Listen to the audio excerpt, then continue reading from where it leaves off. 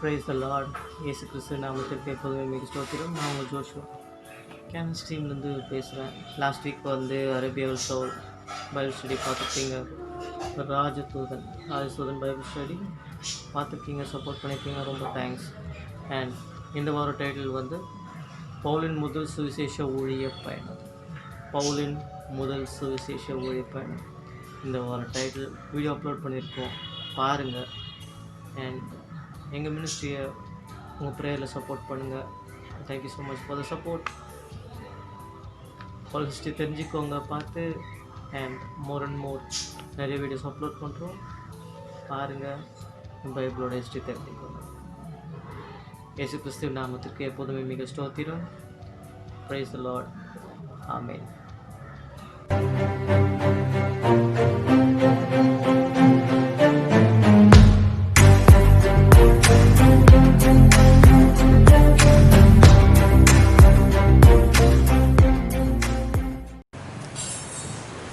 அப்போஸ்தலர் 13ஆம் அதிகாரத்தை எடுத்துக்கொள்ளலாம். அப்போஸ்தலர் 13ஆம் அதிகாரம் 2வது 3வது வசனத்தை அனைவரும் சேர்ந்து வாசிக்கலாம். 2, 3. அப்போஸ்தலர் 13, 2, 3 அனைவரும் சேர்ந்து வாசிக்கலாம்.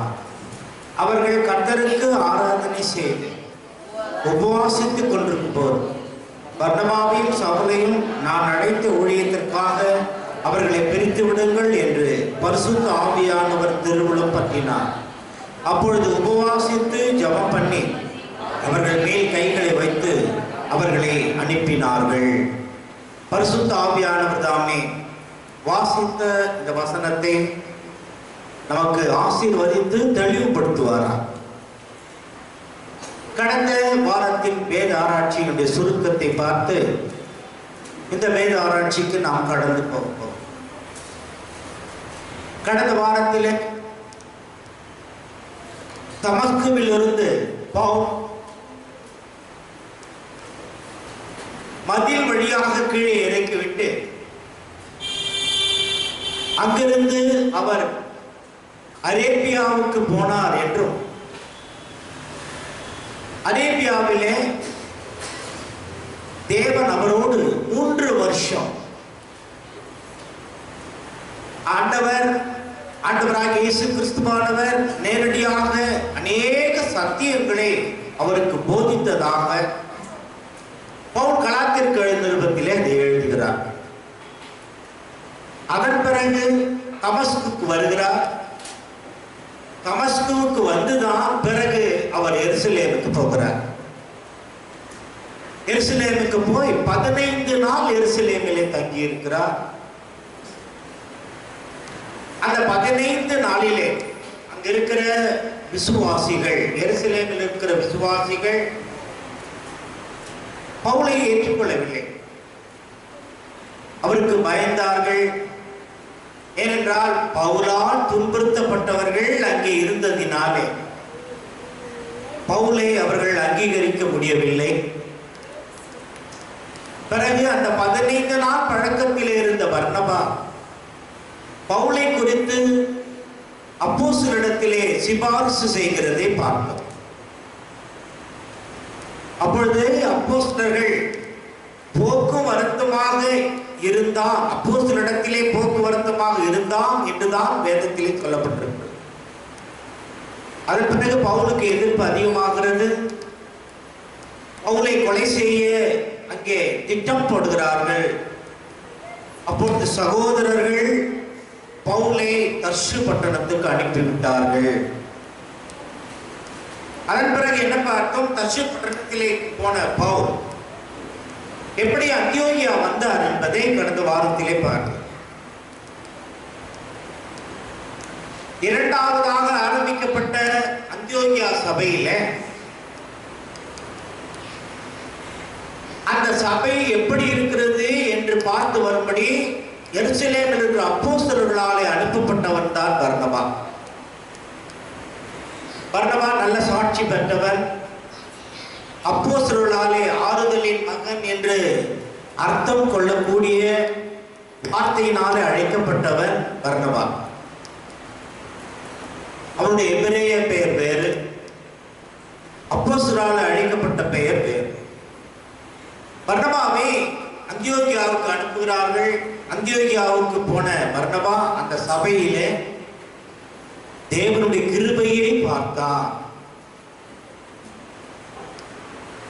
பர்னபா அந்த சபைக்கு தேவனுடைய கிருபையிலே நிலைத்திருக்கும்படி போதித்தான் என்றும் வேதத்திலே சொல்லப்பட்டிருக்கிறது. அப்பொழுதுதான் அந்தியோகியாவிலே பர்னபாவை ஒரு போதகனாக ஏற்றுக்கொள்கிறார்கள். அந்த நேரத்திலே தான் வேதத்திலே என்ன சொல்லப்பட்டிருக்கிறது, பர்னபாவுக்கு பவுலுடைய ஞாபகம் வருகிறது. பவுலை தேடும்படி தர்ஷு பட்டணத்திற்கு பர்னபா போகிறார். பவுலை தேடி கண்டுபிடித்து எப்படியாவது அந்தியோகியாவுக்கு கொண்டு வர வேண்டும். தேவனால் தெரிந்து கொள்ளப்பட்ட ஒரு மனிதனை யார் புறக்கணித்தாலும் ஆவியானவர் புறக்கணிக்க மாட்டார்.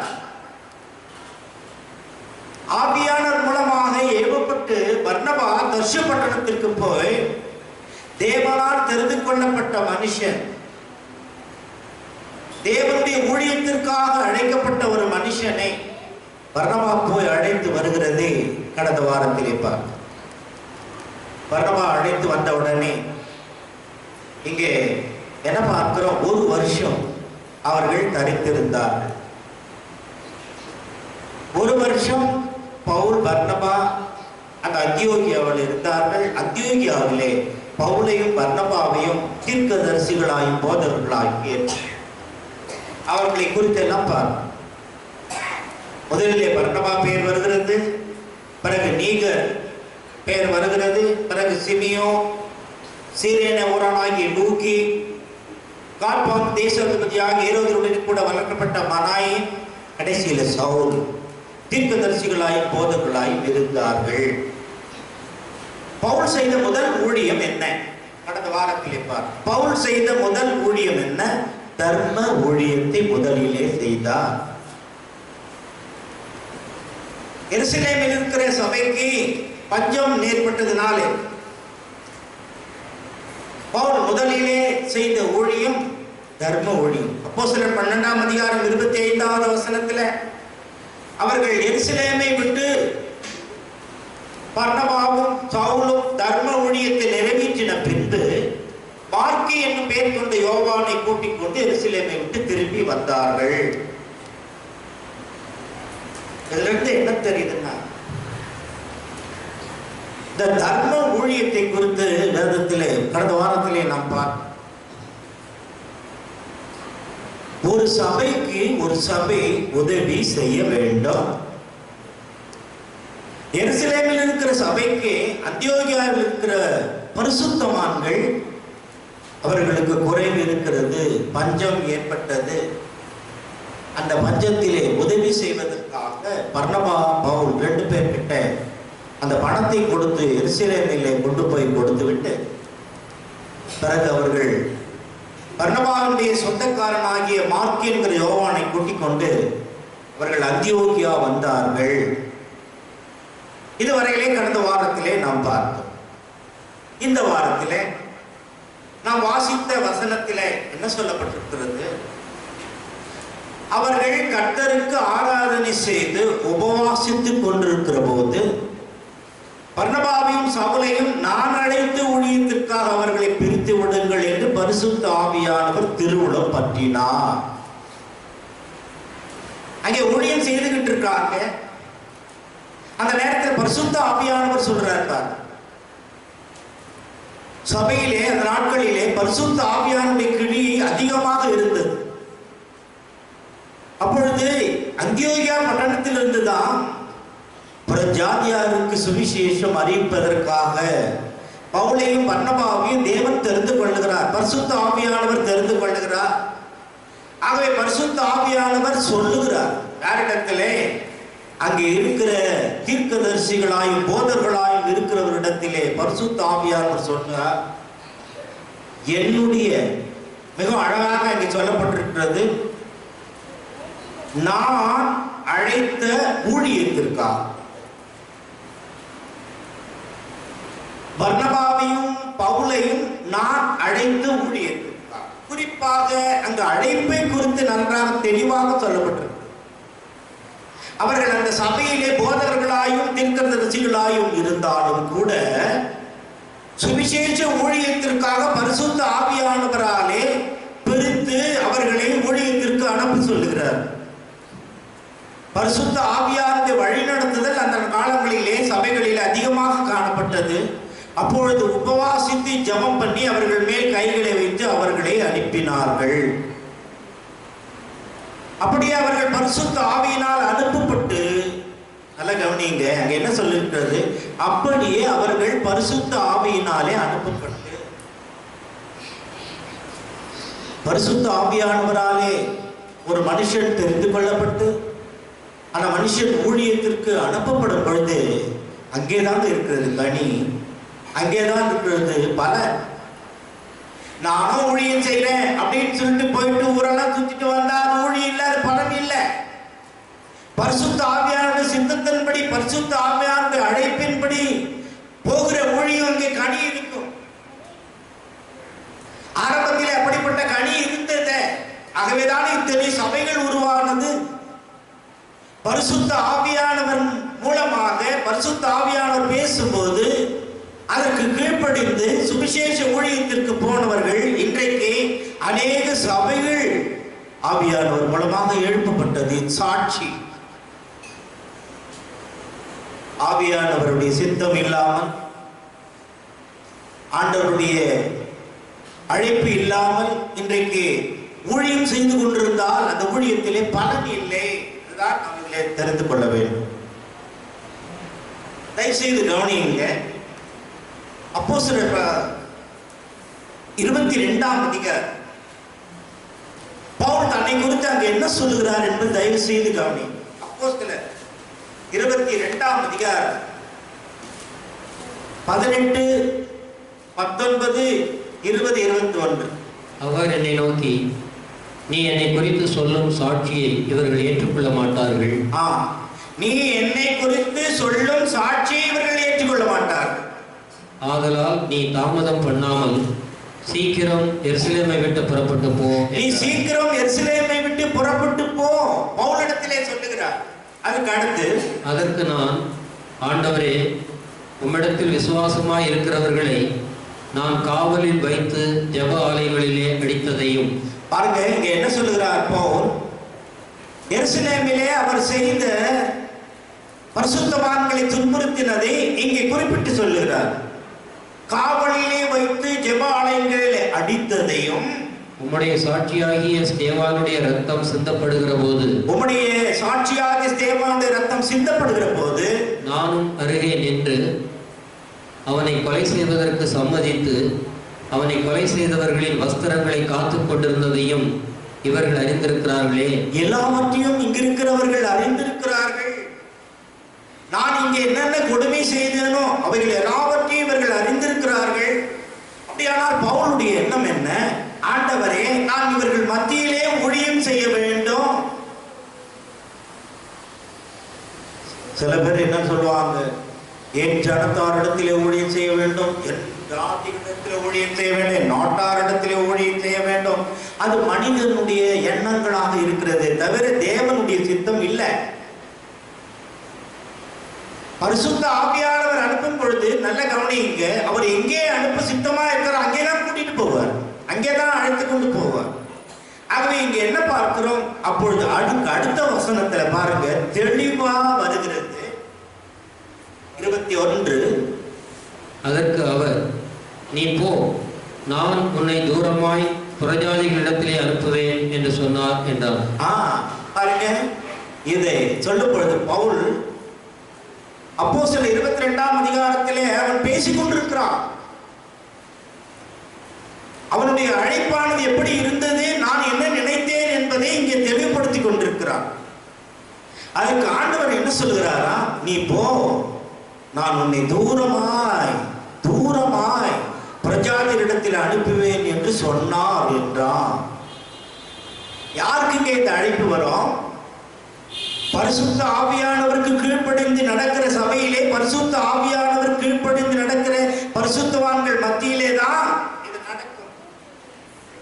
அப்பொழுது எங்க என்ன பார்க்கிறோம்? நான் உன்னை பிரஜாதிகளிடத்திலே அனுப்புவேன் என்று சொன்னார். பாருங்க, இதை குறித்து அவர் என்ன சொல்றாரு? கலாத்தியர் 1ஆம் அதிகாரம், கலாத்தியர் 1ஆம் அதிகாரத்துல 16வது வசனத்துல பவுல் சொல்றார், பாருங்க, நான் என்ன செய்தேன்? அதற்கு நான் கீழ்ப்படிந்தேனா இல்லையா? அல்லது எதிர்த்து நின்றேனா? அல்லது அவர் சித்தத்தை செய்தேனா இல்லையா என்று கலாத்தியர் 1ஆம் அதிகாரம் 16வது வசனத்திலே பவுல் அழகாக சொல்லுகிறார். தம்முடைய குமாரனை நான் பிரஜாதிகளிடத்தில் சுவிசேஷமாய் அறிவிக்கும் பொருட்டாக அவரை எனக்குள் வெளிப்படுத்த பிரியமாயிருந்த போது உடனே நான் மாம்சத்தோடும் இரத்தத்தோடும் யோசனை பண்ணாமலும். அங்கே என்ன சொல்றார் பார், நான் மாம்சத்தோடும் இரத்தத்தோடும் யோசனை பண்ணாமல் எனக்கு முன்னே அப்போஸ்தலரானவர்களிடத்திலே. இது மட்டும் 16 மட்டும்தான். அங்க என்ன சொல்றாரு பாருங்க, அப்படி சொன்ன உடனே நீ போ, நான் உன்னை பிரஜாதிகளிடத்திலே தூரமாய் பிரஜாதிகளிடத்தில் அனுப்புவேன் என்று சொன்ன உடனே பவுல் இங்க என்ன எழுதுறார்? தம்முடைய குமாரனை நான் பிரஜாதிகளிடத்திலே சுவிசேஷமாய் அறிவிக்கும் பொருட்டாக அவரை எனக்குள் வெளிப்படுத்த பிரியமாயிருந்த போது உடனே நான் மாம்சத்தோடு இரத்தத்தோடும் யோசனை பண்ணாமல். இந்த அழைப்பு, இதை மாம்சத்தோடு இரத்தத்தோடு யோசனை பண்ணாமல் என்றால் என்ன? இந்த அழைப்பு இது சரியானதா? இந்த அழைப்பு உண்மையானதா? இது எப்படியாவது கன்ஃபார்ம் பண்ணலாமா, யாரிடத்திலாவது கேட்கலாமா என்று யோசனை பண்ணாமல், மாம்சத்தோடு இரத்தத்தோடு யோசனை பண்ணாமல், மத்திய சுவிசேஷம் 16ஆம் அதிகாரம் 16வது வசனத்துல ஆண்டவர் கேட்கிறாரு. அதற்கு பேதுரு என்ன சொல்றான்? நீ ஜீவனுள்ள தேவனுடைய குமாரனாகிய கிறிஸ்து என்று சொல்லுகிறார். அதுக்கு அவர் என்ன சொல்றார்? இது உன்னுடைய மாம்சமும் ரத்தமும் வெளிப்படுத்தவில்லை. 17வது வசனத்தை வாசிக்க, மத்திய 16:17. சீமோன் பேதுரு பிரதியுத்தரமாக, நீர் ஜீவனுள்ள தேவனுடைய குமாரனாகிய கிறிஸ்து என்றார். இயேசு அவரை நோக்கி, யோனாவின் குமாரனாகிய சீமோனே, நீ பாக்கியவான். மாம்சமும் இரத்தமும் இதை உனக்கு வெளிப்படுத்தவில்லை, பரலோகத்தில் இருக்கிற என் பிதா இதை உனக்கு வெளிப்படுத்தினார். பவுல் இந்த மத்திய சுவிசேஷத்துல இப்ப நான் வாசித்தோம் பாத்தீங்களா? ஆண்டவர் என்ன சொல்றாரு பேதுரு கிட்ட? பேதுரு, இது உன்னுடைய மாம்சமும் ரத்தமும் சொல்லல, என் பிதாதான் உனக்கு வெளிப்படுத்தினார். யார் என்று? நான் ஜீவனுள்ள தேவனாகிய கிறிஸ்து என்று. ஆக பவுல் இங்கே என்ன சொல்கிறார்? நான் மாம்சத்தோடு ரத்தத்தோடு யோசனை பண்ணாமல் அப்படின்னா என்ன அர்த்தம்? இது உண்மையாகவே தேவனுடைய அழைப்பு என்று நான் நிச்சயித்துக் கொண்டு யாரிடத்திலும் கன்ஃபர்மேஷன் வாங்காமல் போய்கொண்டிருக்கிறேன். ஒரு ஊழியக்காரன், ஒரு அருமையான சகோதரன், பேரை சொல்ல விரும்பல, நான் 20ஆம் தேதி அவங்க சர்ச்சில் வருஷாந்திர கூட்டம் நடந்தது. அப்போ அவர் டெஸ்ட் பண்ணி சொன்னார். ஆண்டவருடைய அழைப்பு அவருக்கு தெளிவாக இருந்தது. ஒரு ஊழியக்காரத்துல போய் கேட்டார், பிரதர், ஆண்டவருடைய அழைப்பு எனக்கு தெளிவா இருக்கு, இந்த வசனம் இந்த வசனம் இந்த வசனம் எல்லாம் இருக்கு, நீங்க என்ன சொல்றீங்கன்னு கேட்டார். அதுக்கு அவர் சொன்னாராம், நீங்க கொஞ்ச நாள் காத்திருக்க, அதுக்கு பிறகு வாங்கன்னாராம். அதுக்கு பிறகு பிலிப் அங்கிள் கிட்ட போனாராம்.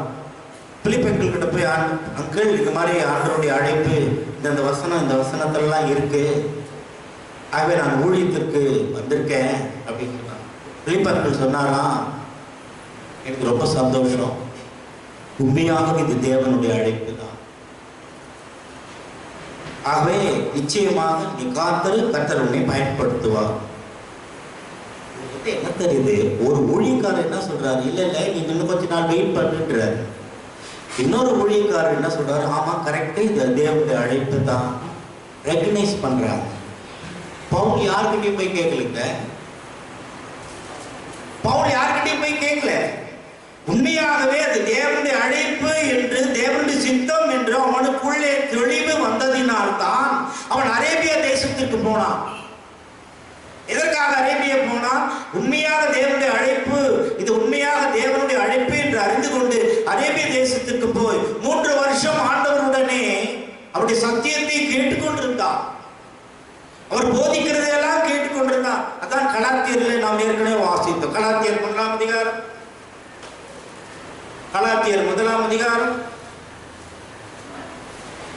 11-12 வாசிக்கிறது. மேலும் சகோதரரே, என்னால் பிரசங்கிக்கப்பட்ட சுவிசேஷம் மனுஷருடைய யோசனையின்படியானது அல்லவென்று உங்களுக்கு தெரிவிக்கிறேன். நான் அதை ஒரு மனுஷனால் பெற்றதுமில்லை, மனுஷனால் கற்றதுமில்லை. இயேசு கிறிஸ்துவே அதை எனக்கு வெளிப்படுத்தினார். எவ்வளவு தெளிவா எழுதியிருக்கார் பார்த்தீங்களா? அவருடைய அழைப்பை குறித்துதான உறுதி, ஊழியத்தை குறித்துதான உறுதி, அதே நேரத்தில் அவர் யாருக்கு கற்றுக்கொண்டார், யார் அவருக்கு போதித்தது என்கிற உறுதி அவருக்கு இருந்திருக்கிறது. அதனால்தான் இருக்கிறார். அதை ஒரு மனுஷனால் பெற்றதும் இல்லை, மனுஷனால் கற்றதும் இல்லை, இயேசு கிறிஸ்துவே அதை எனக்கு வெளிப்படுத்தினார். எவ்வளவு அழகா சொல்றார். அப்படியே டைரக்டா இயேசு கிறிஸ்துவே அவருக்கு போதிச்சிருக்கிறார் தானே அர்த்தம். அந்த அரேபிய தேசத்திலே 3 வருஷம் அவன் எங்க இருந்தான், எப்படி கற்றான், இவர் இதை சொல்றது வச்சுதான் நாம் பார்க்க முடியும். இதே 17வது வசனத்தில் அதுதானே சொல்றாரு, எனக்கு முன்னே அப்போஸ்தலர்களிடத்தில் எருசலேமுக்கு போகாமல் அரேபிய தேசத்துக்கு புறப்பட்டு போய் மறுபடியும் தமஸ்கூருக்கு திரும்பி வந்தேன். எத்தனை வருஷம்? 3 வருஷம். 18வது வசனத்துல 3 வருஷம் சென்ற பின்புன்னு வருது பாருங்க. 3 வருஷம் சென்ற பின்பு அவர் அரேபிய தேசத்திலிருந்து வருகிறார். ஆகவே இதிலிருந்து என்ன தெரிகிறது? உடனே கீழ்ப்படிந்தார், மாம்சத்தோடு ரத்தத்தோடு யோசனை பண்ணாமல். இது தேவனுடைய சித்தம் என்று முதலில் கீழ்ப்படிந்தார். இரண்டாவது என்ன தெரியுங்களா? பிலிப்பியர் 3ஆம் அதிகாரம். கர்த்தருடைய அழைப்பை குறித்து நாம் பார்த்து கொண்டிருக்கிறோம். தயவு செய்து கவனமாக கேளுங்கள். பிலிப்பியர் நிருபம் 3ஆம் அதிகாரம் 3வது வசனத்திலிருந்து 7வது வசனம் வரை. ஏனெனில் மாம்சத்தின் மேல் நம்பிக்கையாயிராமல் ஆவியினாலே தேவனுக்கு ஆராதனை செய்து கிறிஸ்து இயேசுவுக்குள் மேன்மை பாராட்டுகிற நாமே விருத்த சேதனம் உள்ளவர்கள். என்ன அழகா சொல்றார் பாருங்க. மாம்சத்தின் மேல் நமக்கு நம்பிக்கை கிடையாது, மாம்சத்தின் கிரிகள் மேல் நம்பிக்கை கிடையாது. இயேசு கிறிஸ்துவுக்குள் மேன்மை பாராட்டுகிற நாம் தான் விருத்த சேதனம் உள்ளவர்கள். 5வது வசனம். நான் 8ஆம் நாளில் 4வது வசனம். மாம்சத்தின் மேல் நம்பிக்கை வைக்க வேண்டுமானால் நானும் வைக்கலாம். வேறொருவன் மாம்சத்தின் மேல் நம்பிக்கையாயிருக்க நினைத்தால் நான் அதிகமாய் அப்படி செய்யலாம். நான் 8ஆம் நாளில் விருத்த சேதனம் அடைந்தவன். முதல் காரியம் பெருமை இது. நான் 8ஆம் நாளிலே விருத்த சேதனம் அடைந்தவன். இஸ்ரவேல் வம்சத்தால், இது பாருங்க, கோத்திரத்தை குறித்து, வம்சத்தை குறித்து தான பெருமை. பென்யமீன் கோத்திரத்தால், எபிரேயரில் பிறந்த ஜாதியை குறித்து தான பெருமை. நியாயப்பிரமாணத்தின்படி பரிசேயருக்குள்ளான நான் பிரித்தெடுக்கப்பட்டவன் என்கிற பெருமை. பக்தி வைராக்கியத்தின்படி சபையை துன்பப்படுத்தினவன். வீணான பக்தியினாலே உண்மையான சத்தியத்திற்கு விரோதமாய் நின்றவன். நியாயப்பிரமாணத்திற்குரிய நீதியின்படி குற்றம் சாட்டப்படாதவன்.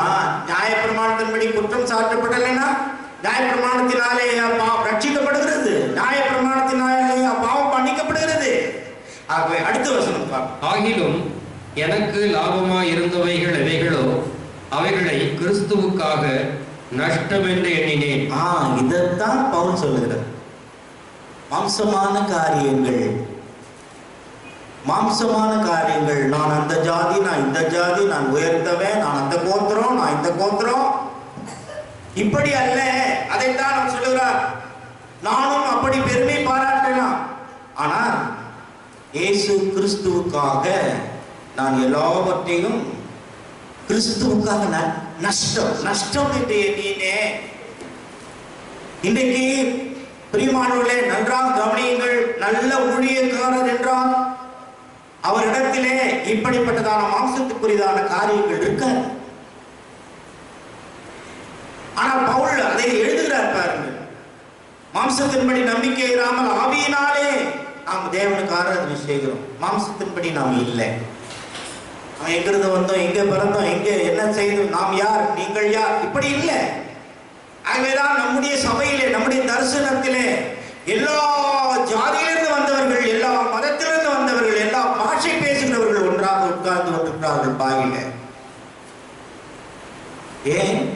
நம்முடைய தரிசனம் மாம்சத்தின் மேல் நம்பிக்கை வைக்கிற தரிசனம் கிடையாது. ஆவியினாலே தேவனுக்கு ஆராதனை செய்கிறவர்கள், டாக்டராக இருந்தாலும் இன்ஜினியராக இருந்தாலும் எவ்வளவு பெரிய பணக்காரராக இருந்தாலும் பாயில வந்து உட்கார்ந்து சமமாக உட்கார்ந்து வசனத்தை கேட்கிறவர்கள், ஆராதனை செய்கிறவர்கள், மாம்சத்தின்படியான எண்ணங்கள், மாம்சத்தின்படியான சிந்தைகள் உள்ள சபை நம்முடைய சபை கிடையாது. அந்த டினாமினேஷன் எல்லாம் பார்த்தீங்கன்னாக்கா யாராவது ஒரு டாமினேஷன் இருக்கும், ஏதாவது ஒரு மதத்துக்காரன் ஜாதிக்காரன் டாமினேஷன் இருக்கும். ஆனா நம்ம தரிசனத்துல கிடையவே கிடையாது. எல்லாரும் ஒன்று, எல்லாரும் சமம். ஆகவேதான் நீங்க பவுல் சொல்லும்போது எல்லாவற்றையும் சொல்லுகிறான். நான் மாம்சத்தின்படி நம்பிக்கை வைக்குமானால் நானும் வைக்கலாம். ஆனா நான் கிறிஸ்துவுக்காக எல்லாவற்றையும் நஷ்டம் என்று விட்டேன். அவருக்காக எல்லாவற்றையும் நஷ்டம் என்று விட்டது மட்டும் குப்பையுமாக நான் எண்ணுகிறேன்.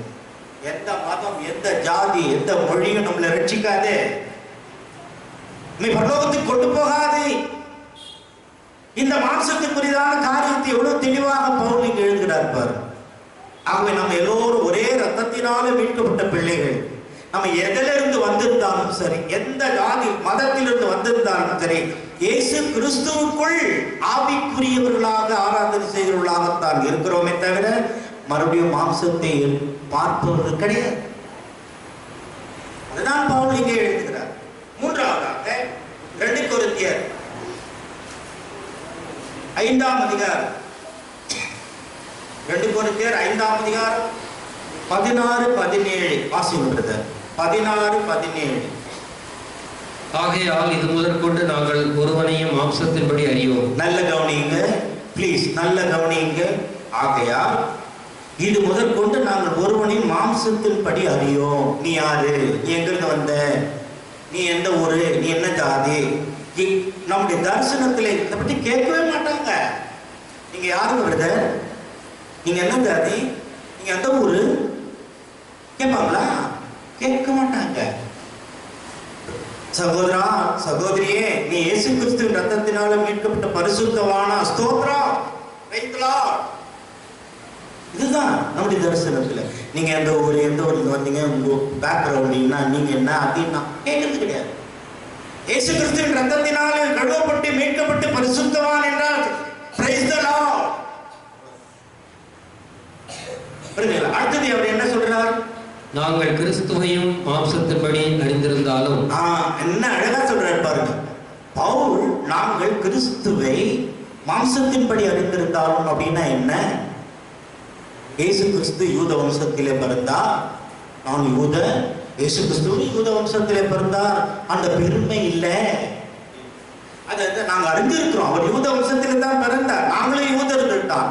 ஆனாலும் அவர் யூதராக வந்தார், யூத வம்சத்திலே பிறந்தார் என்று அறிந்திருந்தாலும் இனி ஒருபோதும் அவரை மாம்சத்தின்படி அறியோம். இனி ஒருபோதும் நாங்கள் அவரை மாம்சத்தின்படி அறியோம் நினைக்க மாட்டோம். ஏன்? அவர் யூதர்களுக்காக மட்டும் வந்தவர் அல்ல, உலக ரட்சகர். ஆகவே அவர் யூதருக்கு வந்தார், பிரஜாதியாருக்கு வந்தார், கிரேக்கருக்கு வந்தார் சொல்ல முடியாது. எல்லாரும் யூதரானும் கிரேக்கராயும் எல்லாருக்காகவும் எல்லாம் ஆனார். அதுதான் இயேசு கிறிஸ்து, எல்லாருக்காகவும் எல்லாரும் ஆனார். அதைதான் நாங்க பவுல் எவ்வளவு அழகா சொல்றாரு பாருங்க. அவர் மாம்சத்தின்படி அறியோம்.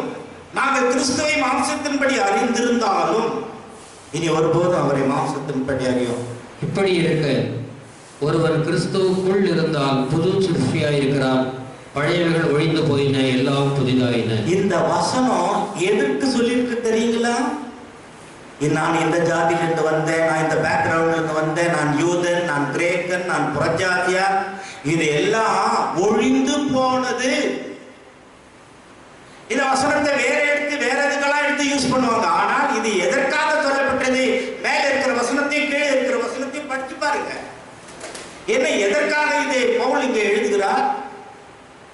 ஒருவன் கிறிஸ்துவுக்குள் இருந்தால் புது சிருஷ்டி, அவ்வளவுதான், புதிய மனுஷன்.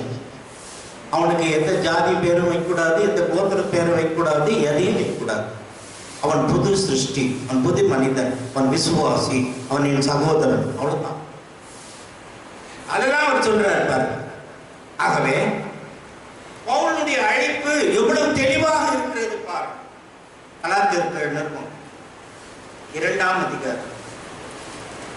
இது பாருங்க, இதுல எவ்வளவு பெரிதான ஒரு சத்தியம் அடங்கிட்டு பாரு. கலாத்தியர்கள் நிருபம் 2ஆம் அதிகாரம் 7, 8, 9 வாசிக்கிறது. அதுவும் அல்லாமல் விருத்த சேதனம் உள்ளவர்களுக்கு அப்போஸ்தலனாய் இருக்கும்படி பேதுருவை பலப்படுத்தினவர் பிரஜாதிகளுக்கு அப்போஸ்தலனாய் இருக்கும்படி என்னையும் பலப்படுத்தினபடியால் விருத்த சேதனம் உள்ளவர்களுக்கு சுவிசேஷத்தை பிரசங்கிக்கும்படி பேதுருவுக்கு கையளிக்கப்பட்டது போல விருத்த சேதனம் இல்லாதவர்களுக்கு பிரசங்கிக்கும்படி அது எனக்கும் கையளிக்கப்பட்டதென்று அவர்கள் கண்டு எனக்கு அளிக்கப்பட்ட கிருபையை அறிந்தபோது தூண்களாக எண்ணப்பட்ட யாக்கோபும் கேபாவும் யோவானும் தாங்கள் விருத்த சேதனம் உள்ளவர்களுக்கும் நாங்கள் பிரஜாதிகளுக்கும் பிரசங்கிக்கும்படி அந்யோன்ய ஐக்கியத்திற்கு அடையாளமாக எனக்கும் பர்னபாவுக்கும் வலது கை கொடுத்து. பிரியமானவர்களே, பவுல் என்ன அழகா தெளிவா எழுதுறார். விருத்த சேதனம் உள்ளவர்களுக்கு அப்போஸ்தலனாய் இருக்கும்படி பேதுருவை பலப்படுத்தினார். ஏன்னா வேதத்தில் என்ன சொல்லப்பட்டிருக்கிறது? அப்போஸ்தலர்களை பார்த்து காணாமல் போன இஸ்ரவேல் வீட்டார் போங்க, அவங்களை அங்கதான் அனுப்பினார். அவங்க காணாம போயிட்டார். நியாயப்பிரமாணத்தினாலே, நியாயப்பிரமாண வைராக்கியத்தினாலே அவர்கள் முற்றிலுமாக காணாமல் போய்விட்டார். அவர்களுக்கு பக்தி இருந்தது, அது ஆவிக்கேற்ற விதமான பக்தி இல்லாமல் போய்விட்டது. அப்பதான் பேதுருவை பார்த்து சொல்றார், நீங்கள் விருத்த சேதனம் உள்ளவர்களுக்கு அப்போஸ்தலனாய் இருக்கும்படி பேதுருவையும் பலப்படுத்தினார், பிரஜாதிகளுக்கு அப்போஸ்தலனாய் இருக்கும்படி என்னை பலப்படுத்தினார். அவ்வளவு அழகா சொல்றார். பேதுருவுக்கு அந்த ஊழியங்க யூதர்கள் மத்தியிலே ஊழியம், விருத்த சேதனம் உள்ளவர்கள் மத்தியிலே ஊழியம். ஆனால் பவுலுக்கு பிரஜாதியார் மத்தியிலே. அதனாலதான் பவுல் சொல்றாரு, அவர் விருத்த சேதனம் உள்ளவர்களுக்கு அப்போஸ்தலர், நான் பிரஜாதியாருக்கு அப்போஸ்தலர். ஏன் பேதுரு, யோவான் இவங்க எல்லாம் ஆண்டவராக இயேசு கிறிஸ்து சொல்லியிருக்காங்க தெரியுங்களா? அவங்க யூதர்கள் மத்தியிலே ஊழியம் செய்வது. ஆனால் பவுலை அப்போஸ்தலர், பிரஜாதியாருக்கு அப்போஸ்தலர் இருக்கும்போது அப்ப என்ன சொல்றார் பவுல்? எனக்கு அளிக்கப்பட்ட கிருபையை அறிந்த போது தூண்களாக எண்ணப்பட்ட யாக்கோபும் கேவும் யோவானும் தாங்கள் விருத்த சேதனம் உள்ளவர்களுக்கும் நாங்கள் பிரஜாதிக்கு பிரசங்கிக்கும்படி அந்யோன்ய ஐக்கியத்திற்கு அடையாளமாக எனக்கும் பர்னபாவுக்கும் வலது கை கொடுத்தார்கள். பேதுரு, அப்புறம் யோவான் அப்போஸ்தலர்கள், அப்பா நீ பிரஜாதியார் மத்தியில போய் நீ பிரசவம் பண்ணிக்கிற, உங்களுக்கும் எனக்கும் எந்த சம்பந்தம் கிடையாது, நானும் உங்களுக்கு உதவி செய்ய முடியாது. செய்யற ஊழியம் இவங்களும் சுவிசேஷத்தை அறிவிக்கிறாங்க, அவங்களும் சுவிசேஷத்தை அறிவிக்கிறாங்க. ஆனால் பவுலுக்கும் பர்னபாவுக்கும் வலது கை கொடுத்தார்கள். யார்? அப்போஸ்தலர்கள். அங்க என்ன சொல்றார்? யாக்கோபு, கேபா, யோவான் வலது கை கொடுத்தார்கள். எதற்கு? நீங்களும் சுவிசேஷம் அளிக்கிறீர்கள், நாங்களும் சுவிசேஷம். எங்களுக்கு அளிக்கப்பட்ட ஊழியம் இது, உங்களுக்கு அளிக்கப்பட்ட ஊழியம் இது. ஆனாலும் ரெண்டு பேரும் ஒரே வேலையை தான் செய்யறோம். ஆனா இன்னைக்கு இந்த ஒரே வேலையை செய்கிற சபைகளுக்கு இந்த ஒரே வேலையை செய்கிற ஊழியக்காரர்களை கனப்படுத்துறாங்களா? வலது கை கொடுக்குறாங்க, வலது கை கொடுக்கா கட்டிட்டு போனாங்க, வலது கையில அடிக்கிறாங்க.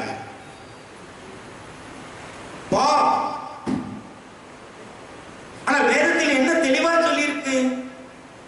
நான் பிரஜாதியருக்கு அப்போஸ்தலர், அவரு யூதர்களுக்கு அப்போஸ்தலர், விருத்த சேதனம் பண்ணப்பட்டவர்களுக்கு அப்போஸ்தலர். ஆனாலும் கூட பவுலும் அதாவது என்ன சொல்ற, யாக்கோபு, கேபா, யோவான் எங்களுக்கு வலது கை கொடுத்தார்கள். இதுதான் முடியும். எங்கே கர்த்தருடைய ஊழியம் நடக்கிறதோ, எங்கே கர்த்தருடைய வார்த்தை சொல்லப்படுகிறதோ, அந்தந்த சபைகள் அந்தந்த ஊழியங்களை அங்கீகரிக்கிறவர்கள் தான் பரிசுத்த ஆவியானவர்களே நடத்தப்படுகிறவர்கள். அது யார் ஊழியம்? இது யார் ஊழியம்? இது யார் கண்ட்ரோல் இல்லை? இது யார் கண்ட்ரோல் இல்லைன்னு சொன்னா பரிசுத்த ஆவியானவர்களே நடத்தப்படுங்களா? அவங்க எவ்வளவு தெளிவா பவுல் எழுதுறாரு.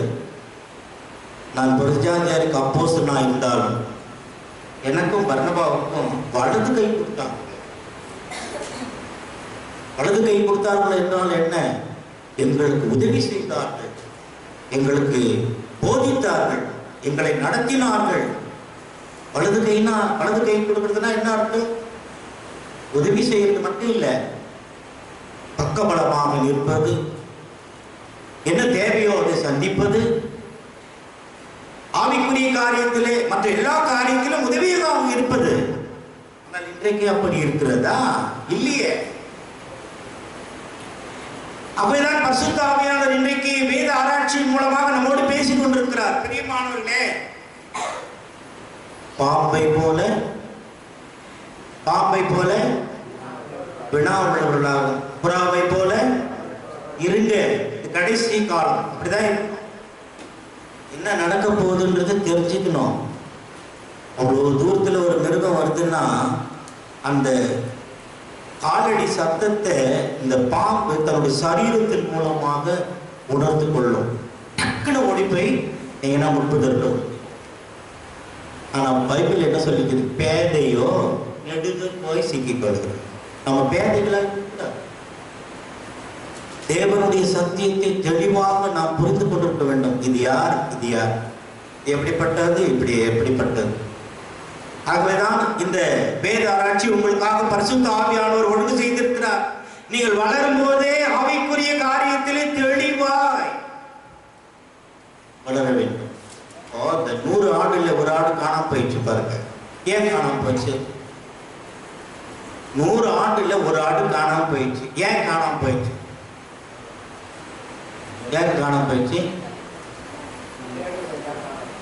அதாவது எப்பவுமே தமிழ்நாடு எக்ஸ்பிரஸ் மாதிரி போயிட்டு இருந்தா நீங்க பேசாம தான் இருப்பீங்க.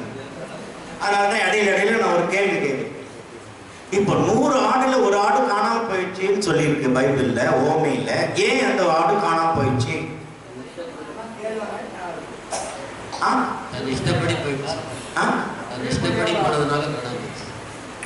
அது இஷ்டப்படி போயிடுச்சா? இல்ல, டிக்ஷனரியில என்ன போட்டிருக்கு தெரியுமா?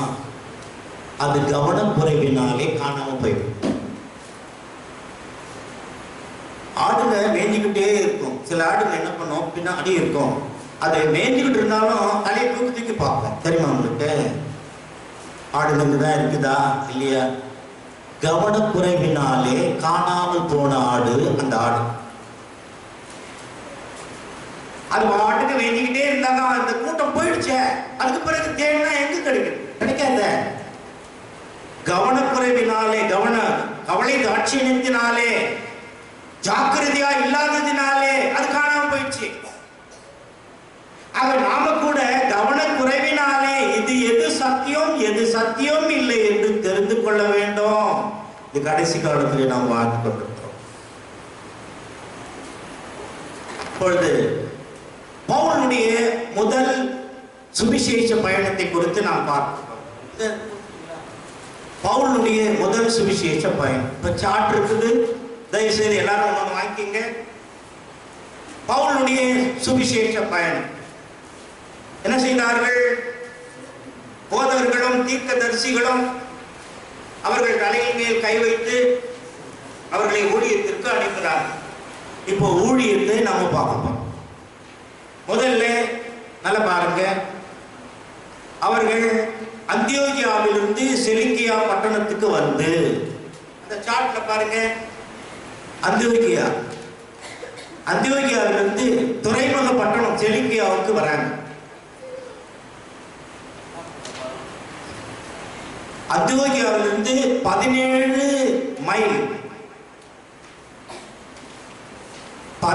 மைல் அந்தியோகியாவிலிருந்து செலிக்கியா, அது துறைமுக பட்டணம்.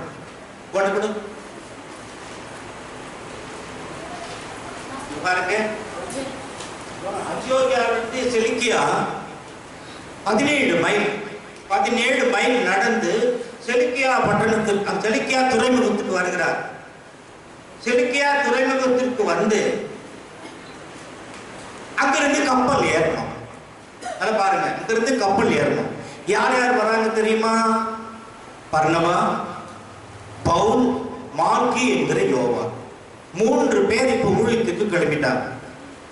அந்தியோகியா இருந்து 17 மைல் வந்து செலிக்கியா துறைமுகத்திலிருந்து கப்பல் ஏறுறாங்க.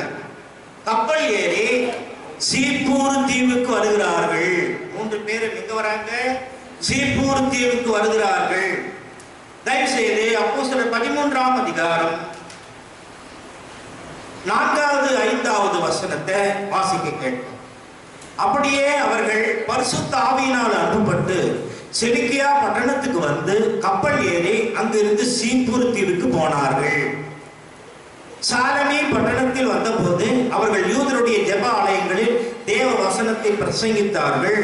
யோவானும் அவர்களுக்கு உதவியாய் இருந்தான். எங்க வராங்க? அங்கிருந்து ஒரு நாள் பயணம். செலிக்கியா துறைமுகத்திலிருந்து இங்க சீப்பூர் தீவுக்கு சாலமி என்கிற அந்த பட்டணத்திற்கு ஒரு நாள் கப்பல்ல பிரயாணம் பண்ணி அங்க வராங்க.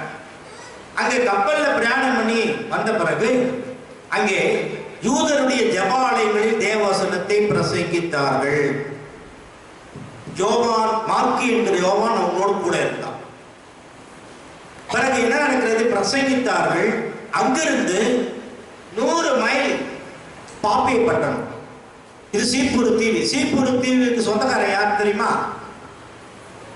சீப்பூர் தீவு சொந்தக்காரன் யார் பத்தியா? யாருக்கு சீப்பூர் தீவுக்காரன் யாரு? மறந்துட்டீங்களா?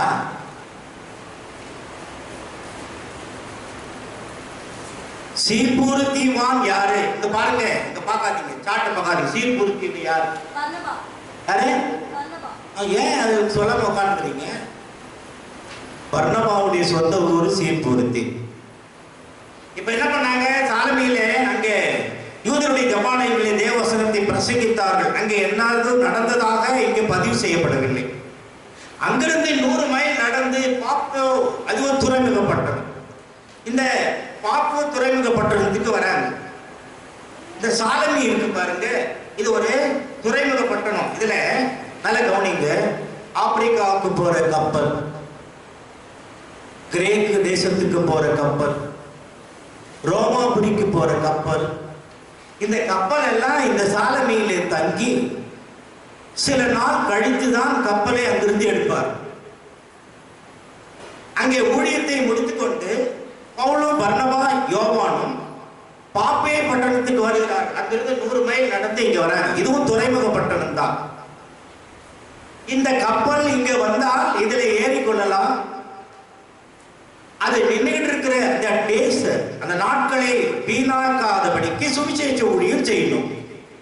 அதனால 100 மைல் நடந்து வந்து பாப்பே பட்டணத்திற்கு வருகிறார்கள்.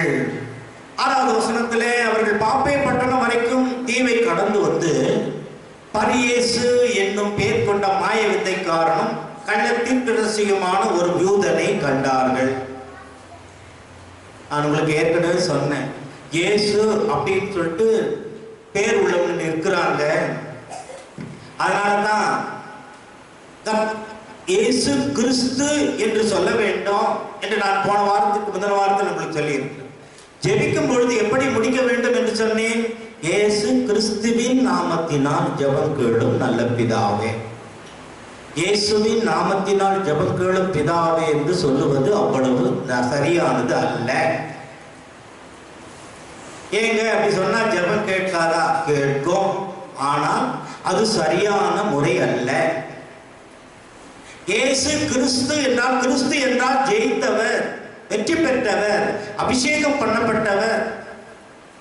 ஆகதான் இங்கே ஒரு இயேசு இருக்கிறான் பாருங்க, பரியேசு. அவனுக்கு என்ன பேரு? மாய வித்தைக்காரன், கள்ள தீர்க்கதரிசி. இந்த ஒரு யூதனை அவங்க பார்த்தாங்க. பவுல் பர்னபா அந்த யூதனை பார்த்தாங்க. அவன் மாய வித்தையெல்லாம் பண்ணிக்கிட்டு இருக்கிறான். அவன் யாருக்கு அவன் நண்பனாக இருந்தான் என்றால், அந்த ரோம அதிபதியினுடைய ராஜ்யத்திலே அவனுக்கு போக்குவரத்துமாக இருந்தவன். அவனுடைய பேர் என்ன தெரியுங்களா? செர்கியூ பவுல். பவுல் என்பது என்ன வார்த்தைன்னு சொல்லியிருக்க? பவுல் என்றது எந்த மொழி? கிரேக்க மொழி. நான் ஏற்கனவே உங்களுக்கு சொல்லிக்கிறேன். சவுல் என்பது எபிரேய மொழி, பவுல் என்பது கிரேக்க மொழி. மறுபடியும் நான் உங்களுக்கு சொல்றேன் பாருங்க. செர்கியூ பவுல், இவன் கிரேக்க மொழியை சேர்ந்தவனாக இருந்தால்தான் பவுல்னு சேர்த்து பேர் வச்சுருக்கிறான். அதான் நான் உங்களுக்கு ஏற்கனவே சொன்னேன். சில பேர் சொல்லுவாங்க சவுல் பவுலாக மாறினா. தப்பு, இப்படி சொல்லக்கூடாது. சவுல் பவுலாக மாறினான்னு சொல்லக்கூடாது. சவுல் பரிசுத்த ஆவியினாலே நிறைந்து என்று வேதத்தில் சொல்லப்பட்டிருக்கு. அப்படின்னா சவுல் என்று என்ன பாவியா? இல்ல, அது மொழி. எபிரேய மொழியிலே, அவன் சொந்த மொழியிலே சவுல் சவுல்னு பேசிக்கிட்டாங்க. ஏன்னா அவன் மூதாதையர்கள் பெஞ்சமின் கோத்திரத்தில் இருந்த அவனுடைய பெயரை வைத்தார்கள். ஆனால் கிரேக்க பெயர் என்ன? பவுல். ஆகவே சவுல் பவுலாக மாறினான் என்பது சரியானது கிடையாது. சவுலும் ஆவியினால் நிறைந்தவன், பவுலும் ஆவியினால் நிறைந்தவன். பெயர் தான் வித்தியாசமே தவிர அதுல இவன் பாவி இவன் நல்லவன் அப்படிலாம் சொல்லக்கூடாது. ஆகவே இந்த செர்கியூ பவுல் அந்த அதிபதி கிட்ட அவன் இருந்ததுனாலே இவர்கள் வந்து சுவிசேஷத்தை அறிவிக்கிறது உடனே அதிபதிக்கு இன்ஃபர்மேஷன் போயிடுச்சு. சில கிராமங்களில் நாங்கள் ஊழியத்துக்கு போகும்போது இந்த RSS காரர்களுக்கு உடனே இன்ஃபர்மேஷன் போயிடும். அவங்க வந்து ஒரு கிராமத்தில் அப்படியே எங்களை சூழ்ந்துக்கிட்டாங்க. நாங்கள் ஆந்திரா பார்டர் ஊழியத்துக்கு போயிருக்கும்போது அவங்க RSS அப்படியே வந்து சூழ்ந்துக்கிட்டாங்க. நீங்கள் யாருடைய பர்மிஷனில் உள்ளே வந்தீங்கன்னு கேட்டாங்க. நாங்கள் யாருடைய பர்மிஷனும் கேட்கலங்க, ஆண்டுடைய வார்த்தை சொல்லணும், அதுக்காக நாங்கள் வந்தோம். வெளிப்படுங்க, தயவுசெய்து வெளியே போயிடுங்க. சரி, அந்த இடத்த விட்டு நாங்கள் வெளியே வந்துட்டோம். வந்துட்டு வேற ஒரு கிராமத்துக்கு போயிட்டோம். அதனால ஊழியத்திற்கு போகும்போது இன்ஃபர்மேஷன் உடனே யாருக்கு போயிட்டு தருமோ அந்த ஊர் தலைவனுக்கு போயிடும், இல்லைன்னா முக்கியஸ்தர்களுக்கு உடனே போயிடும். இந்த அதிபதிக்கு உடனே போன உடனே அவன் நினைக்கிறான்னு தெரியல. அவன் பர்னபாவை சவுலை அழைப்பித்து அவர்களிடத்திலே தேவ வசனத்தை கேட்டான். கேட்க ஆசையா இருக்கு. ஒரு அதிபதி கூப்பிட்டு அவங்க கிட்ட கேட்கிறான், என்னப்பா பேசுறீங்க நீங்க, இதோ புதுசா பேசுறீங்களே. ஒரு ரோம அதிபதி அவர்களிடத்திலே தேவ வசனத்தை கேட்க ஆசையா இருந்தான். மாய வித்தைக்காரன் என்று அர்த்தம் கொள்ளும் பேரையுடைய அந்த எலிமா என்பவன் அதிபதி விசுவாசத்தில் திரும்பும்படி வகை தேடி அவர்களோடு எதிர்த்து நின்றான். ஒரு யூதன் யார்களை எதிர்த்து நிற்கிறான் பார்த்தீங்களா? பவுலையும் பர்னபாவையும் எதிர்த்து நிற்கிறான். இங்கேதான் என்ன நடக்கிறது? பவுல் இங்க பாருங்க, தயவு செய்து கவனிங்க. அப்பொழுது பவுல் என்று சொல்லப்பட்ட சவுல் பரிசுத்த ஆவியினால் நிறைந்து, இதைதான் நான் உங்களுக்கு அன்னைக்கு மென்ஷன் பண்ணேன். சவுல் தான் பரிசுத்த ஆவியினால் நிறைந்துன்னு போட்டிருக்க. பவுல் என்ற சவுல் எல்லா கபடமும் எல்லா பொல்லாகும் நிறைந்தவனே, பிசாசின் மகனே, நீதிக்கெல்லாம் பகைஞனே, கர்த்தருடைய செம்மையான வழிகளை புரட்டுவதில் ஓய மாட்டாயா? அவன் எடுத்த உடனே கேட்கிறான், நீ ஏண்டா சுவிசேஷத்துக்கு தடையா இருக்கிற? ஒரு அதிபதியே வசனத்தை கேட்கிறது ஆசையா இருக்கிறான், நீ அதற்கு ஏன் தடையா இருக்க? யார்? ஒன்று யூத. வசனத்தை கேட்கிறதுக்கு ஆசையா இருக்கிறவன் கிரேக்கன். அவன் பார்த்து கேட்கிறான். தயவு செய்து பாருங்க, அப்பதான் பவுல் மூலியமா முதல் அற்புதம் நடக்கும். என்ன அற்புதம் அது? பாருங்க 11வது வசனத்துல, இதோ இப்பொழுதே கர்த்தருடைய கை உன்மேல் வந்திருக்கிறது, சில காலம் சூரியனை காணாமல் நீ குருடனாயிருப்பாய் என்றான். உடனே மந்தாரமும் இருளும் அவன் மேல் விழுந்தது, அவன் தடுமாறி கையிலாக கொடுக்கிறவனை தேடினான். இந்த அற்புதத்தை பார்த்த உடனே அந்த அதிபதிக்கு பயம் வந்துச்சு. ஆஹா, என்ன மாதிரி மனுஷங்க இவங்க? அவன் எதிர்த்து நிற்கிறான், அவன் சண்டை போடுகிறான். அவனை குறித்து இங்கே அப்படிப்பட்டவனுக்கு என்ன நேரிடுகிறது என்பதை குறித்து அவன் பார்க்கிறான். அதிபதி சம்பவித்ததை கண்டு கர்த்தருடைய உபதேசத்தை குறித்து அதிசயப்பட்டு விசுவாசித்தான்.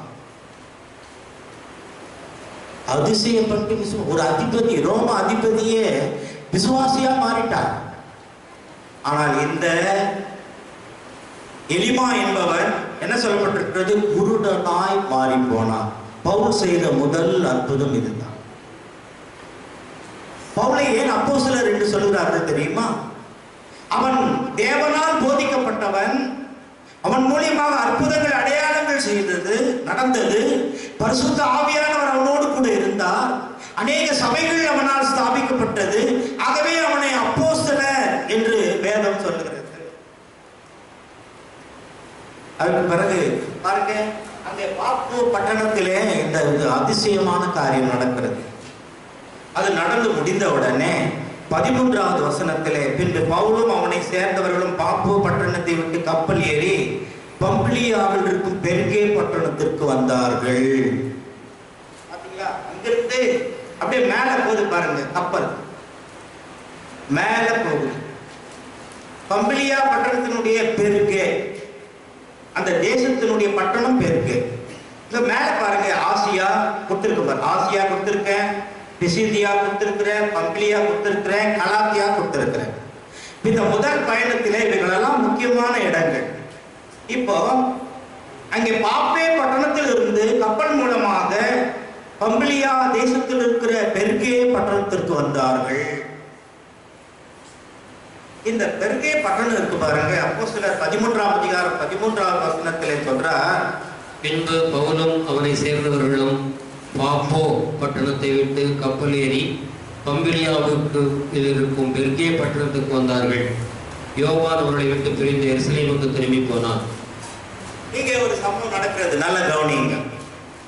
இந்த பெர்கே பட்டணம் இருக்கிறது மலை பிரதேசம். பவுலுடைய சரித்திரத்திலே சொல்லப்பட்டிருக்கிறது, இது மலை பிரதேசம்.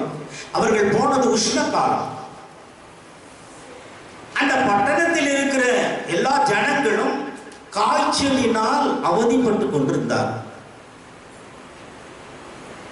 பெர்கே மலைப்பட்டணம் ஒரே உஷ்ண காலத்துல, வெயில் காலத்துல எந்த பட்டணத்துல அதிகமா வெயில் இருக்கு தெரியுங்களா? சுத்தி மலை இருக்குது பாருங்க. அந்த ஊர்ல என்ன பயங்கரமான 110 டிகிரி 106 டிகிரி. இப்போ வேலூர் எடுத்துக்கோங்க, சுத்தி மலை உள்ள இடம். எங்க ஊர் வேலூர் சுத்தி மலை இருக்கிற இடம்.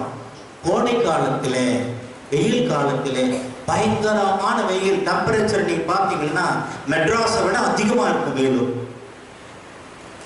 அப்போ வியாதி வரும், ஜுரம் வரும், மஞ்சள் காமாலை வரும், அப்புறம் இந்த ஐ கண் வியாதி வரும், இதெல்லாம் வரும். அப்ப அந்த பெர்கே பட்டணத்துல என்ன நடக்கிறது? அந்த பட்டணத்திற்கு எல்லாம் காய்ச்சலினாலே அவதிப்பட்டு கொண்டிருக்கும் பொழுது இந்த யோவானுக்கு காய்ச்சல் வந்துகிறது. இந்த யோவான் இருக்கானே, மார்க்கு என்கிற யோவான், அவன் அதனால் மிகவும் பாதிக்கப்படுகிறான். அவள் உடல்நிலை சரியில்லாமல் போய்விடுகிறது. அவனுக்கு மட்டும் இல்லை, நல்ல கவனிங்க, அவனுக்கு மட்டும் இல்லை, பவுலுக்கும். தயவுசெய்து பாருங்க, பவுலுக்கும் அதே வியாதி வருகிறது. கலாத்தியர் 4ஆம் அதிகாரம் 13வது வசனம். பவுலுக்கும் வியாதி வந்துருச்சு. அதைத்தான் பவுல் சொல்றார். கலாத்தியர் 4ஆம் அதிகாரம் 13வது வசனத்தை வாசிக்க கேட்போம். உங்களுக்கு தெரிந்திருக்கிறபடி நான் சரீர பலவீனத்தோடு முதலாம் தரம் உங்களுக்கு சுவிசேஷத்தை பிரசங்கித்தேன். பாருங்க, அந்த ஜுரம், இந்த ஃபீவர் மார்க் என்கிற யோவானுக்கு மட்டும் இல்ல, பவுலுக்கும் வந்திருக்கு. அதனால்தான் முதல் சுவிசேஷ பயணத்திலே பவுல் எழுதுகிறார், நான் சரீர பலவீனத்தோடு முதலாம் தரம் உங்களுக்கு சுவிசேஷம் பிரசங்கித்தேன். இந்த பெர்கே பட்டணத்துல அவர்கள் எந்த ஊழியமே செய்யலங்க. ஏன்? எல்லாருக்கும் உடம்பு சரியில்லை. ஆனா பர்னபாவை பத்தி வேதத்தில் சொல்லப்படல. யோவானை குறித்தும் இங்கே பவுலை குறித்து தான் சொல்லி, பவுலை குறித்து சொன்னதிலிருந்து தான் வேத ஆராய்ச்சிகள் எழுதுகிறார்கள். யோவான் பயங்கரமாக பாதிக்கப்பட்டதனாலே அவன் பெர்கே பட்டணத்திலிருந்து எருசலேமுக்கு திரும்பி வந்து விட்டான். ஊழியத்திலிருந்து திரும்பி வந்துட்டான். முடியல. ஆனா பவுலும் பாதிக்கப்பட்டார். ஆனா அவர் திரும்பி வரல. ஏன்? கர்த்தருடைய அழைப்பு. எவ்வளவு பலவீனமா இருந்தா கூட அதை பத்தி கவலை இல்லையே. பலவீனம் போன பிறகு சுவிசேஷத்தை அறிவிக்கலாம். ஆந்திராபாத்ல ஊழியத்துக்கு போகும்போது எனக்கு பயங்கரமான ஜுரம் வந்துருச்சு. என்ன பண்ணிட்டாங்க, என்ன அந்த ஒரு ஸ்கூல் ரூம்ல வச்சுட்டு வள்ளூர்ல ராஜாமணின்னு ஒரு தம்பி இருக்கிறான், அவனை எனக்கு காவல் போட்டாங்க. ராஜாமணி, நீ பாலை பார்த்துக்க, மருந்து கொடுத்துருக்குறோம், 3 வேளையும் மருந்து கொடு, அப்படின்னு சொல்லிட்டு ஆந்திராவுக்குள்ள போயிட்டாங்க. அன்றைக்கு முழுவதும் நான் ஜுரத்திலே படுத்து கொண்டிருக்கேன். ஆனாலும் கர்த்தர் நான் வீட்டுக்கு போகணும் அப்படின்னு எனக்கு எண்ணம் வரவே இல்லை. ஜுரம் முடிந்த உடனே மறுநாளிலிருந்து நான் மறுபடியுமாக மெகப்போனை தூக்கிட்டு பாடிக்கிட்டு போக ஆரம்பிச்சிட்டேன். பலவீனம் வரும், பலவீனம் அந்த நேரத்தில் தாக்கக்கூடும். ஆனால் மார்க்கு என்ன செய்கிறான், அந்த ஊழியத்தையே முடித்து கொண்டு அவன் எருசலேமுக்கு வந்து விடுகிறான். பவுலும் பாதிக்கப்பட்டார், ஆனால் வரலை. பாருங்க, ஏன்னா இதை குறித்து நாம் வரக்கூடிய வகுப்பிலே பார்க்க போகிறோம். இதனால் என்ன ஏற்பட போகிறது என்பதை இவன் பாதியிலேயே ஊழியத்தை முடித்துக் கொண்டு வந்ததினாலே பர்னபாவுக்கும் பவுலுக்கும் என்ன நடக்கிறது என்பதை அடுத்த வகுப்பில் நாம் பார்ப்போம். இங்கே பிசிதியா அந்தியோகியா பாருங்க, பிசிதியா தேசத்தினுடைய அந்தியோகியா. ஏன்னா அவங்க புறப்பட்டதும் சீரியா தேசத்து அந்தியோகியா, இப்ப அங்க போகிறது பிசிதியா தேசத்தினுடைய அந்தியோகியா. இந்த அந்தியோகியாவுக்கு வருகிறார். 13ஆம் அதிகாரம் 14வது வசனம். அப்போஸ்தலர் 13:14. அவர்கள் பெர்கே பட்டணத்தை விட்டு புறப்பட்டு பிசிதியா நாட்டில் உள்ள அந்தியோகியாவுக்கு வந்து ஓய்வு நாளிலே ஜெபாலயத்தில் பிரவேசித்து உட்கார்ந்தார்கள். இப்ப இங்க வந்துட்டாங்க. இப்ப பவுலும் பர்னபா 2 பேர் தான் இருக்காங்க. ஒருத்தர் போயிட்டார், நல்ல ஞாபகத்துல வச்சுங்க. யோவான் என்கிற மார்க்கு போயிட்டார் திரும்பி. இப்ப 2 பேர் மட்டும் இருக்காங்க. பர்னபா பவுல் 2 பேர் மட்டும் தான் இருக்காங்க. இவங்க 2 பேரும் பிசிதியா நாட்டில் உள்ள அந்தியோகியாவுக்கு வந்து ஓய்வு நாளிலே ஜெபாலயத்திலே பிரவேசித்துக் கொண்டிருந்தார்கள். நியாயப்பிரமாணம் தீர்க்க தரிசன ஆகமம் வாசித்து முடித்த பின்பு, சகோதரரே, நீங்கள் ஜனங்களுக்கு புத்தி சொல்ல விரும்பினால் சொல்லுங்கள் என்று சொல்லும்படி ஜெப ஆலய தலைவர்கள் அவரிடத்திலே ஆள் அனுப்பினார்கள். ஜெபாலயத்துல வந்து உள்ள போய் உட்கார்றாங்க. பவுலும் பர்னபாவும் உள்ள போய் உட்கார்றாங்க. உள்ள போய் உட்காரும் போது அப்பதான் அந்த ஜெபாலய தலைவர் என்ன சொல்றாரு, நீங்க ஏதாவது சொல்ல விரும்பினா, புத்தி சொல்ல விரும்பினா சொல்லு. அப்பதான் பவுல் எழுந்திருக்கிறார். பவுல் எழுந்து கையமர்த்தி, இஸ்ரவேலரே, தேவனுக்கு பயந்து நடக்கிற சகல ஜனங்களே கேளுங்கள். பவுல் எங்கிருந்து சொல்லிட்டு வரார். இந்த அதிகாரத்தினை முழுசும் நீங்க பாத்தீங்கன்னா, எகிப்திலிருந்து இஸ்ரவேல் ஜனங்கள் புறப்பட்டது முதற்கொண்டு தாவீது அரசனாக தெரிந்து கொள்ளப்பட்ட வரைக்கிலே அவர் சொல்லிக்கொண்டே வந்து என்ன சொல்கிறார். அப்போஸ்தலர் 13ஆம் அதிகாரம் 38-39 வசனம். அப்போஸ்தலர் 13:38-39 வசனம். ஆதலால் சகோதரரே, இவர் மூலமாய் உங்களுக்கு பாவ மன்னிப்பு உண்டாகும் என்று அறிவிக்கப்படுகிறது என்றும், மோசேயின் நியாய பிரமாணத்தினாலே நீங்கள் எவைகளில் நின்று விடுதலையாகி நீதிமான்களாக்கப்படக்கூடாதிருந்ததோ, விசுவாசிக்கிறவன் எவனும் அவைகளில் நின்று இவராலே விடுதலையாகி நீதிமானாக்கப்படுகிறான் என்றும் உங்களுக்கு தெரிந்திருக்க கடவுது. பாத்தீங்களா, கடைசியில எங்க வந்து நிறுத்துறாரு. பிரியமானவர்களே, மோசேயின் நியாய பிரமாணத்தில் நீங்கள் எவைகளை விடுதலையாகி நீதிமான்கள் கூடாது இருந்ததோ, இதாங்க ஆவியானவர் வழி நடத்துதல். விசுவாசிக்கிற எவனும் அவைகள் நின்று இஸ்ரவேலரை விடுதலையாகி நீதிமானாக்கப்படுகிறான் என்று உங்களுக்கு தெரிந்திருக்க வேண்டும். என்ன சொல்றான், இவர் மூலமாய் தான் உங்களுக்கு பாவ மன்னிப்பேன்னு சொல்லிடுறான். இவர் மூலமாய் தான், இந்த இயேசு கிறிஸ்து மூலமாய் தான் உங்களுக்கு பாவ மன்னிப்பு. பாருங்க, 42-43 என்ன நடக்கிறது. 42-43 அவர்கள் யூதருடைய ஜெபாலயத்திலிருந்து புறப்படுகையில் அடுத்த ஓய்வு நாளில் இந்த வசனங்களை தங்களுக்கு சொல்ல வேண்டும் என்று புறஜாதியார் வேண்டிக் கொண்டார்கள். இவங்க என்ன பண்றாங்க, ஜெபாலயத்துக்குள்ளேயே போயிட்டு இருந்தாங்க. இப்ப பாருங்க, புறஜாதியாருடைய கதவு திறக்கப்படுகிறது. பிரியமானவர்களே, இதிலிருந்து என்ன பார்க்கிறோம், புறஜாதியார் எல்லாம் வந்து நிறைய பேர் வந்துடுறாங்க. வந்து பவுல் இடத்துல, பர்னபா இடத்துல என்ன கேட்கிறாங்க, அடுத்த ஓய்வு நாளிலே இந்த வசனங்களை தங்களுக்கு சொல்ல வேண்டும் என்று புறஜாதியார் வேண்டிக் கொண்டார்கள். 42வது 43வது ஜெபாலயத்தில் கூடின சபை கலைந்து போன பின்பு யூதரில் யூத மார்க்கத்தமைந்த பக்தியுள்ளவர்களில் அநேகர் பவுலையும் பர்னபாவையும் பின்பற்றினார்கள். அவர்களுடனே இவர்கள் பேசி தேவனுடைய கிருபையிலே நிலை கொண்டிருக்கும்படி அவர்களுக்கு புத்தி சொன்னார்கள். அநேகர் ரட்சிக்கப்பட்டார்கள். 44வது வசனத்தில் அடுத்த ஓய்வு நாளிலே கொஞ்சம் குறைய பட்டத்தால் அனைவரும் தேவ வசனத்தை கேட்கும்படி கூடி வந்தார். இப்பதாங்க பிரச்சனையே ஆரம்பமாயிடுச்சு. 44, 45 என்ன சொல்றா? 45 யூதர்கள் ஜனக்கூட்டங்களை கண்டபோது பொறாமையினால் நிறைந்து பவுலினால் சொல்லப்பட்டவர்களுக்கு எதிரடியாக பேசி விரோதித்து தூஷித்தார். ஊழியத்துக்கு போகும்போது என்ன சொல்லுவாங்க, அங்க ஊழியத்துக்கு போயிட்டே இருக்கணும் வச்சுங்களேன், ட்ராக்ஸு காஸ்பிள் எல்லாம் எடுத்துக்கிட்டு போயிட்டே இருக்கணும், பாடிக்கிட்டு போயிட்டே இருக்கிறோம். இந்த கிராமத்தில் இருக்கிற சில பேர் வந்தானுண்டா பைத்தியக்கார, இவங்களுக்கெல்லாம் வேற வேலையே இல்லைடா. என் காதால கேட்டது நான் உங்களுக்கு சொல்லுங்க. இவங்க வெளிநாட்டு பணத்துல தாண்டா இப்படி கொடுத்து போய்க்கிறாங்க. இவங்களை அடிக்கணும், அடிச்சு ஓட ஓட விரட்டணும். இதுதான் தூஷிக்கிறது.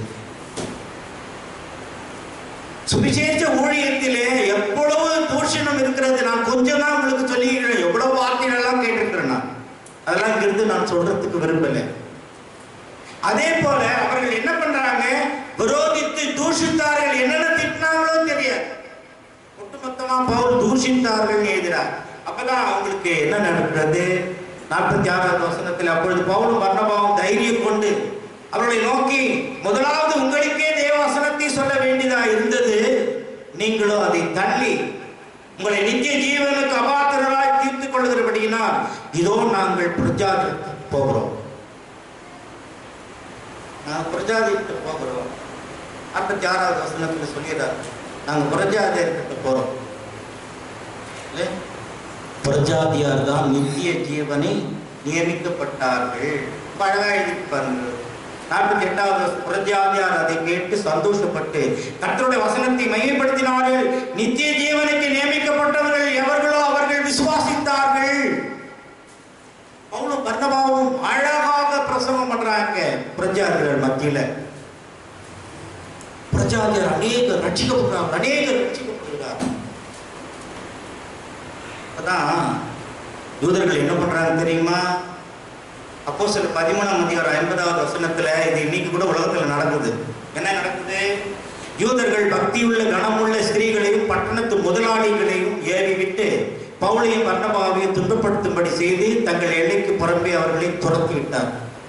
யாரை யூஸ் பண்ணாங்க தெரியுமா? பணக்காரர்களை, சீமாட்டிகளை.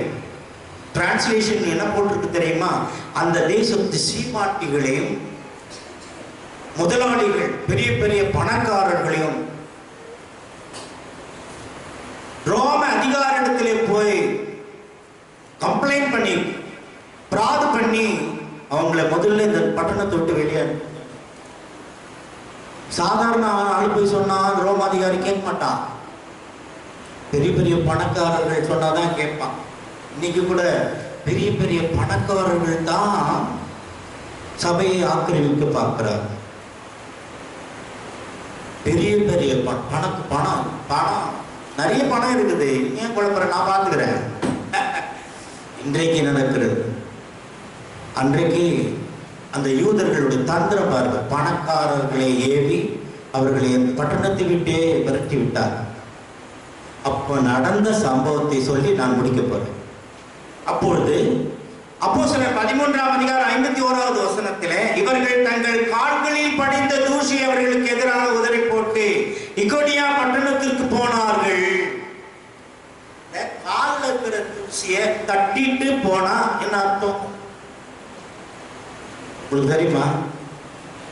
உட்கார்ந்து நிறைய பேருக்கு தெரியும். காலை தட்டிட்டு போனா என்ன உங்களுக்கு தெரியுமா?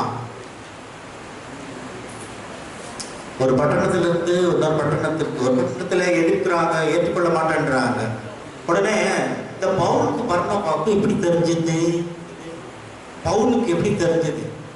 பர்னபாவை பார்த்து நம்ம ரெண்டு பேரும் நம்ம கால்களை தட்டிட்டு இன்னும் போயிடலாம் வேற பட்டணத்துக்கு. ஏன்? கிறிஸ்துவானவர் அதை குறித்து பவுலுக்கு உபதேசித்திருக்கிறார். இங்கே மத்திய சுவிசேஷம் 10ஆம் அதிகாரம், மத்திய சுவிசேஷம் 10ஆம் அதிகாரம் 14, 15 தயவு செய்து வாசிக்க கேட்போம். 14, 15.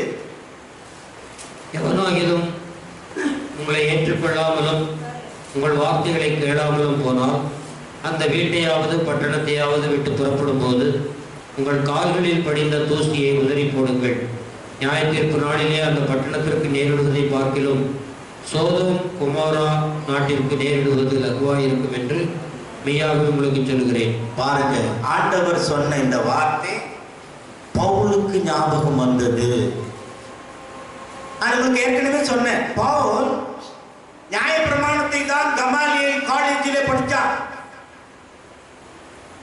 தர்சு பட்டணத்திலிருந்து எருசலேமுக்கு வந்து பெரிய நியாய சாஸ்திரி கமாலியல், பிரசிடென்ட், பிரின்சிபல், எல்லா அதிகாரமும் அவனுக்கு உண்டு. அவன் பெரிய ப்ரொஃபசர். அவனிடத்திலே நியாய பிரமாணத்தை தான் படித்தான். ஆனால் இந்த ஆவியின் பிரமாணத்தை அவன்கிட்ட படிக்கல, அரேபிய தேசத்தில் ஆண்டவராக இயேசு கிறிஸ்து கிட்ட படிச்சாங்க. அப்ப அவர் சொன்னது தான் இப்ப இங்க செய்யறாங்க. அவன் காலில் இருக்கிற தூசியை உதறி விட்டு, அப்போஸ்தலர் 13ஆம் அதிகாரம் 51ஆவது வசனத்துல அந்த பட்டணத்தை விட்டு அவன் வெளியே போகிறான். அப்படின்னா என்ன அர்த்தம்? என்ன சொல்றாரு? அந்த பட்டணத்திற்கு நியாய தீர்ப்பு உண்டு. சுவிசேஷத்தை ஏற்றுக்கொள்ளாதவர்கள், சுவிசேஷத்தை அறிவிக்கிறவர்களை ஏற்றுக்கொள்ளாதவர்கள், ஊழியம் செய்கிறவரை ஏற்றுக்கொள்ளாதவர்கள், ஊழியக்காரரை புறம்பாக்குகிறவர்கள் நிச்சயமாக நியாயத்திற்கு உண்டு. அதனாலதான் அவர் என்ன சொல்றாரு? அந்த வீட்டையாவது, வீட்டுல உங்களை ஏற்றுக்கலன்னு வச்சுக்கலாம், அந்த வீட்டையாவது, சபையில உங்களை ஏற்றுக்கொள்ளன்னு வச்சுக்கலாம், இந்த சபையாவது, அந்த வீட்டையாவது, சபையாவது, பட்டணத்தையாவது விட்டு புறப்படும் பொழுது உங்கள் கால்களில் படிந்த தூசியை உதறி போடுங்கள். நியாய தீர்ப்பு நாளிலே அந்த பட்டணத்துக்கு நேருவதை பார்த்து சோதோம் கொமோரா நாட்டுக்கு நேருவது லகுவாயிருக்கும். ஆகவே பவுல் என்ன செய்கிறார்? தன் பாதத்திலே பவுல் பர்னபாவும் தூசியை தட்டி விட்டு போயிட்டாங்க. எங்க போறாங்க? எங்க போனாங்க? அந்தியோகியாவிலிருந்து இக்கோனியா பட்டணத்திற்கு போகிறார்கள். கர்த்தருக்கு சித்தமானால் அடுத்த வாரத்திலே தொடர்ந்து சுவிசேஷ முதலாம் பயணத்தை குறித்து தியானிப்போம். பரிசுத்த ஆவியானவர் தாமே கொடுத்த வசனங்களை நமக்கு ஆசீர்வாதம் கொடுப்பார். ஜெபம் செய்வோம்.